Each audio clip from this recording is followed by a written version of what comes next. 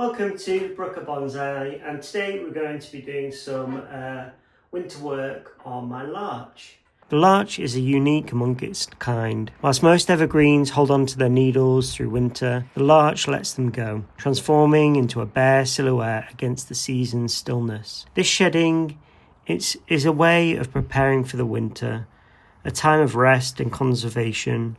It's not the end of growth, but a pause, allowing the tree to save energy. As you can see, all the needles are either starting to fall off or have fallen off already, with just a few that are kind of on the tips of the branches. So let's zoom you in and we'll take a look at the tree now. So here's the front of the tree, and we've got this really big branch here coming off to the side. My end goal is to gin this, but for now I'm just letting it grow to help thicken up the trunk. So maybe next year I might come in and gin this whole branch off, but for now we're just leaving it. So here's the front, going around to the side, to the back of the tree, coming back round to the side, and I think I'm going to hit the camera, but we're at the front of the tree. So my goal for today is to remove the moss from the surface, clean up the soil, check for insects, and then come in and I'm going to prune up this side of the tree, and I'm going to probably rewire this side of the tree. I want to keep this long so that it continues to run and thicken up the trunk and the branch, and as mentioned I will then gin it off at a later date. I may keep these branches that are a bit closer to the trunk that we can see here. So today I'm probably just going to wire them into some kind of nice position, and again let them grow. There won't be any pruning. I want these branches to thicken up, and that they may form the final part of the gin design, or I may actually keep them live and incorporate them into the main part of the tree design. Haven't decided yet, I'm keeping my options open. So let's zoom in and begin with the soil work and remove the moss from the surface. So as you can see here, the moss has grown really thick over the summer, and the tree's gone dormant now, so there's no reason why it should have any moss on the surface of the soil. If anything, it will either make the soil too wet, or sometimes it can actually prevent the water from getting down into the pot, so it can dry the soil out. So just by removing it, it'll allow me to check for insects, but also ensure that it gets proper watering and care over winter. So all I'm doing is just removing the soil, scraping off the top layer of Akadama, which I'll then reuse to dress the surface again, and just looking for any problems that I might need to resolve at this stage.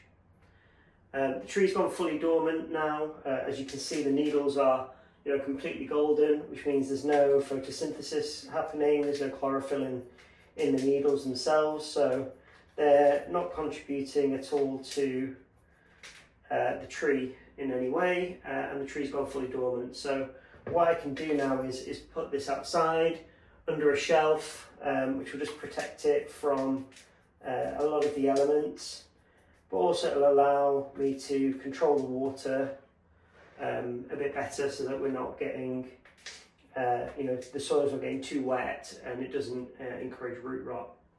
So you'll notice there's loads of needles around the tree here. I'm probably going to keep those.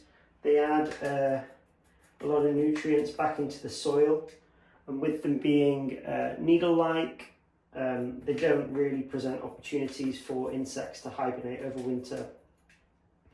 So as long as there's not kind of huge piles of needles, then they can be left on.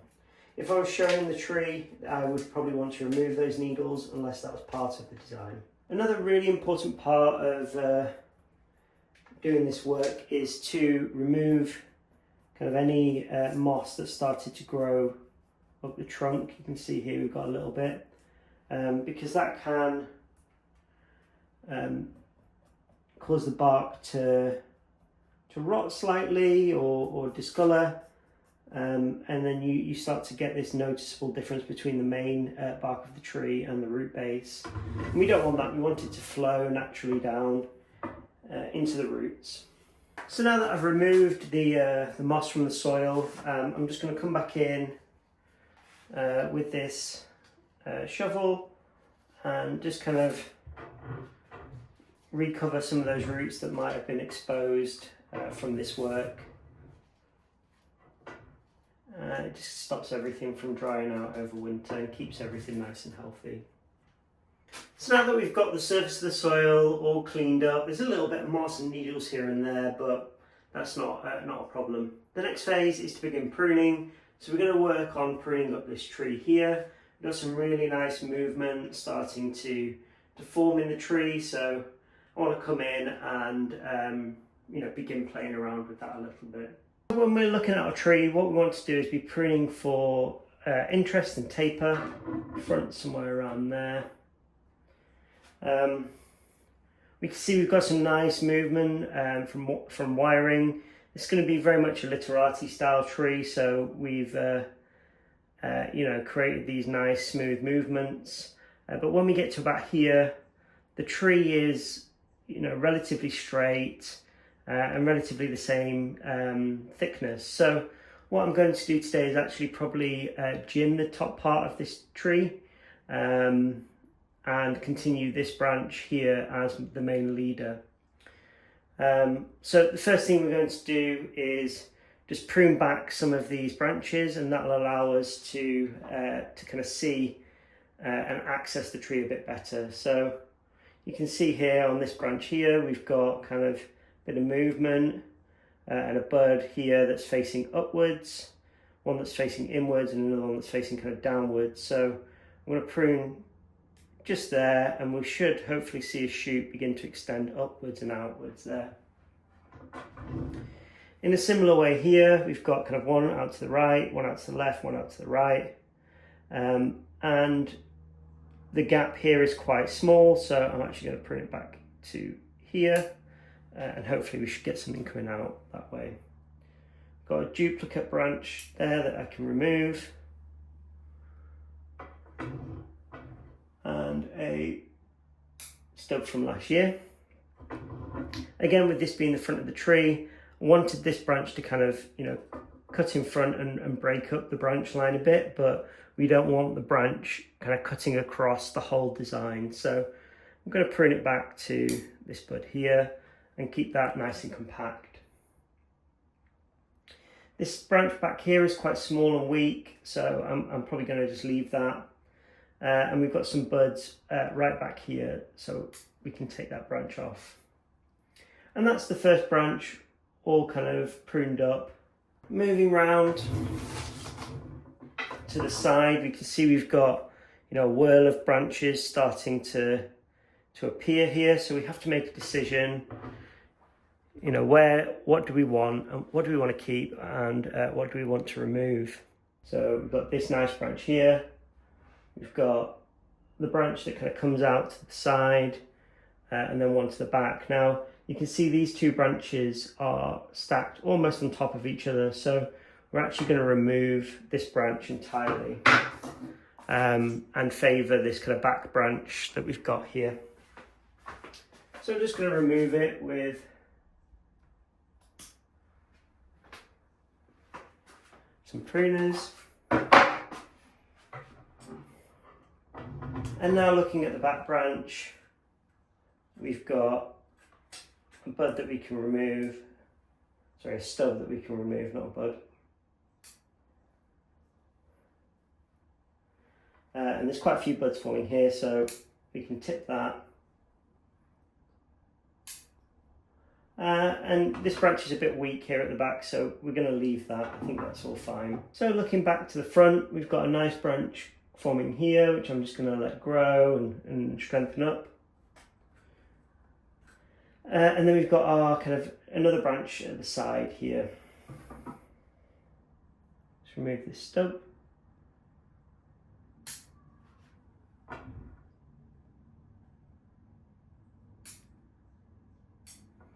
So we've got a small kind of branch that's formed.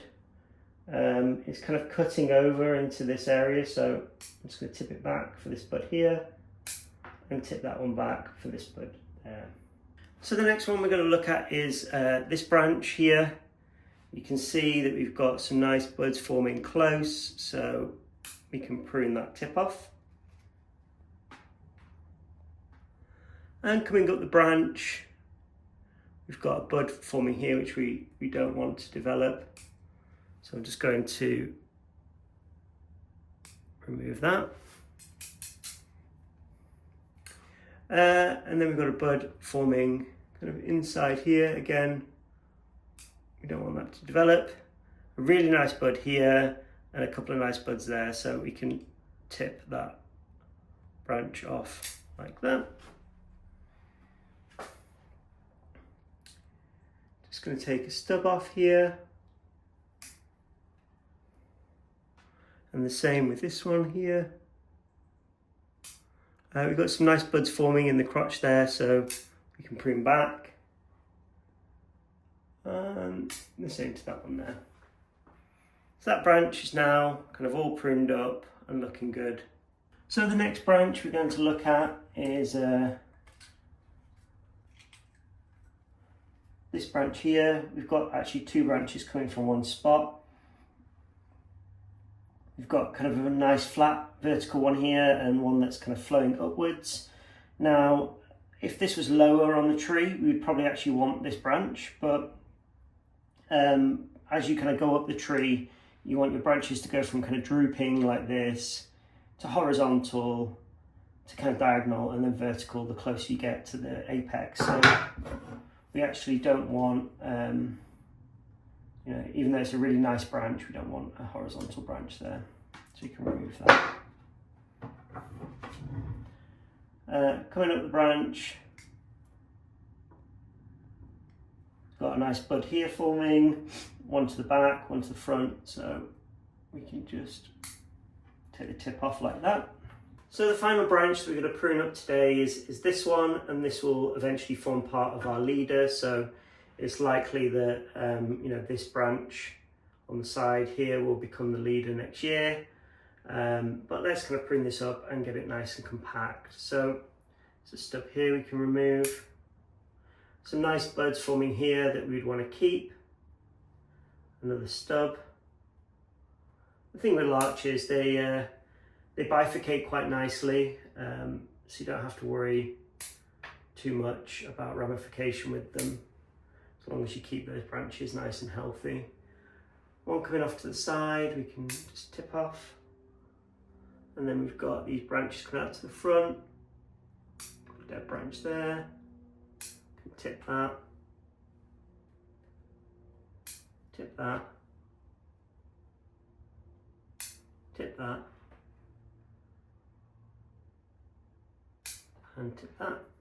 And now it's starting to think about ginning this top branch. So we want to kind of prepare the branch and make it ready for ginning. These kind of skinny bits here, we won't be able to gin them. They're too thin, or they'll just die back, or it will just look really silly. So the main kind of branches here will be what we'll gin up today. So before we begin ginning, we want to kind of prune those kind of skinny branches off that we have no use for, and then we can come in with the knife and begin to scrape away the bark. So all I'm going to do is just cut off these smaller branches, like so.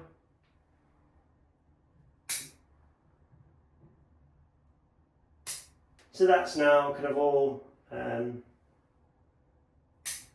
pruned up, and now we're going to come in with the knife and begin to kill off this layer.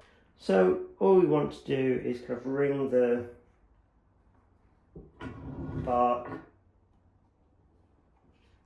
Next year, when the tree's healed in that area, we can create, a really nice shari down the trunk, but if we do that too soon, we might lose some of these other branches. So all we're going to do is just kind of wring it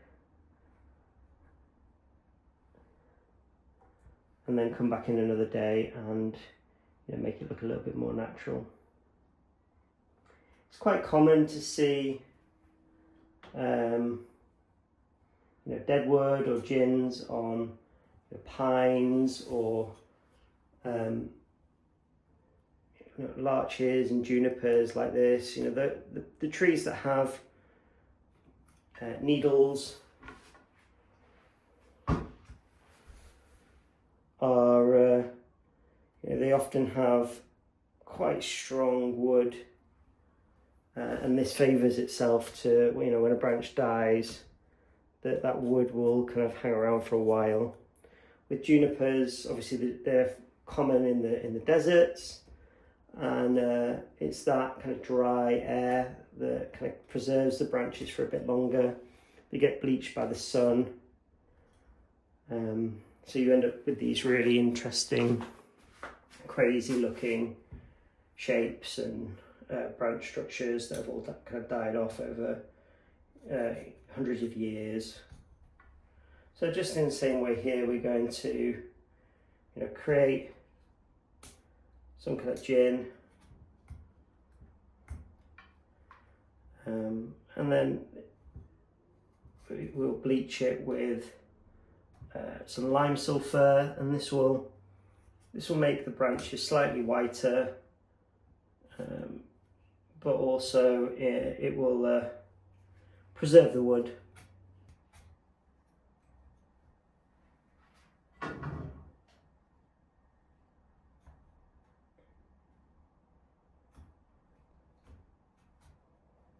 So now that we've got the top all ginned up like this, it's time to come in and treat the wood.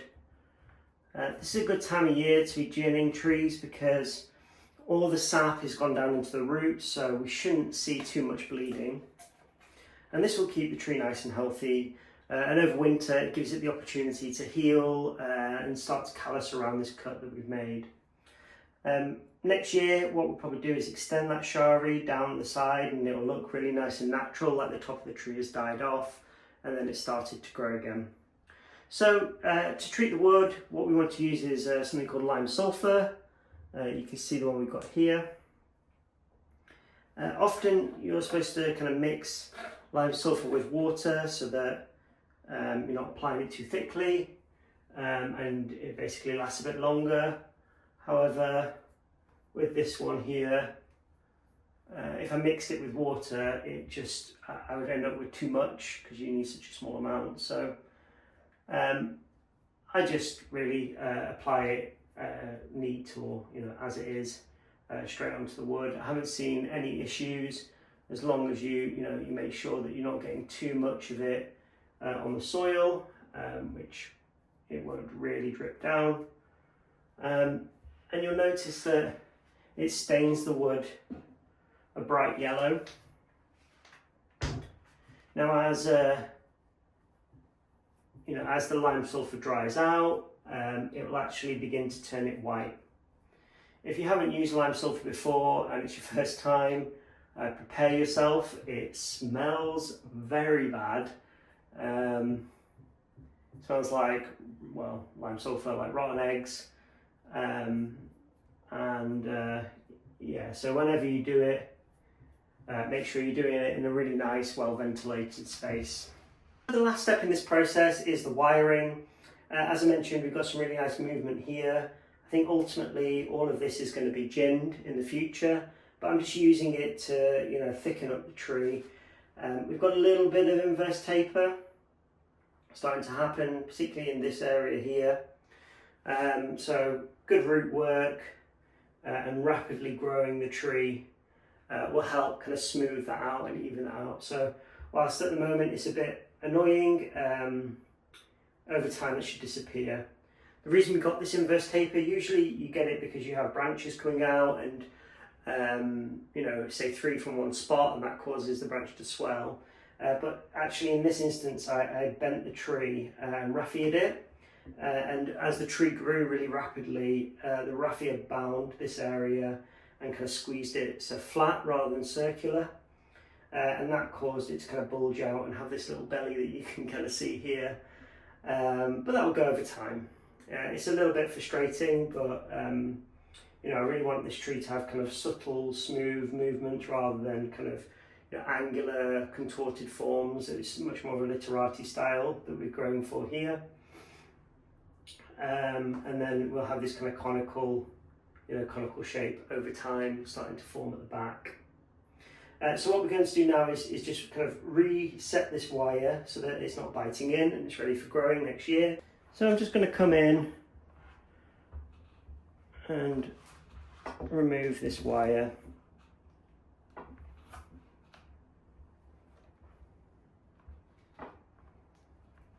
You can see the inverse taper here that I was mentioning because it was kind of squished by the raffia during that kind of rapid growth phase. But apart from that, the tree's starting to build some really nice kind of character and subtle movement. And I think this branch will be a really nice feature in the future.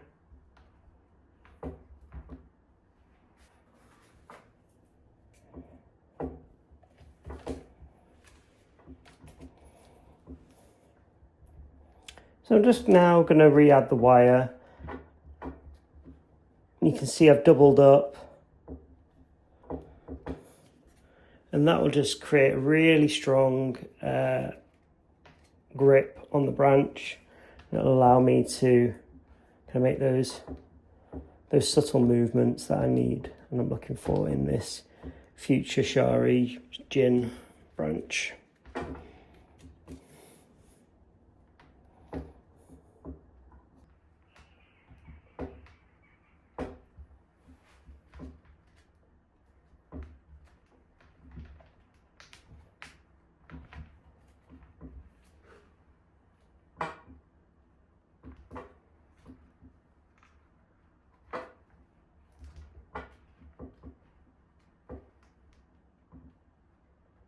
Now, I do want this branch to come down a little bit, so I'm probably going to put a guy wire from here down to here, just to kind of hold that branch down a bit more. So to achieve this, we're going to tie some old bicycle tread around the branch, and this will create a nice protection for us to then pull it down and attach it to the pot. I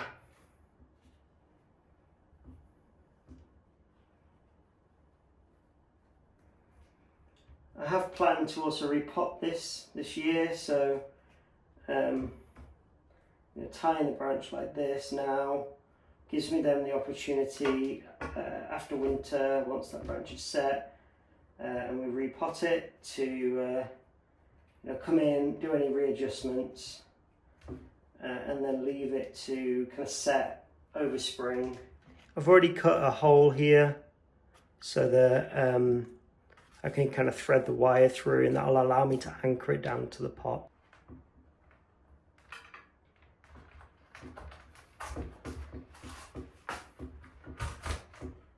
So what I'm going to do is loop it around the branch, pull the branch down into position,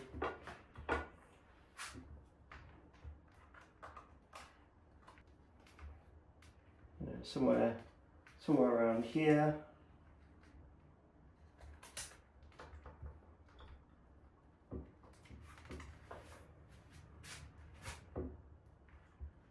And then I'm just going to tie it off. So that's the branch now all wired up. I've decided these ones are a bit too skinny at the moment, so I'm just going to let them grow a little bit longer next year. And this branch actually needs a bit of raffia to really secure it down and get that movement that I'm looking for. I'm starting to see the tree is bending in the pot from the pressure, so I think I'm going to leave it there, and then when I repot the tree in spring, it'll allow me to come in and raffia up that whole branch and get that nice final movement in it that I'm looking for. So here's everything that I've taken off today. We've got some kind of larch branches here, some thin ones, and then a load of moss. Here's the front of the tree. moving round to the side. Got this long sacrifice branch here. Here's the back of the tree. Back round to the side and to the front. So thank you all for watching. If you've enjoyed this content as much as I've enjoyed making it, don't forget to give us a like and subscribe. You'll see the subscribe button in the bottom part of the screen, and look forward to seeing you in the next one.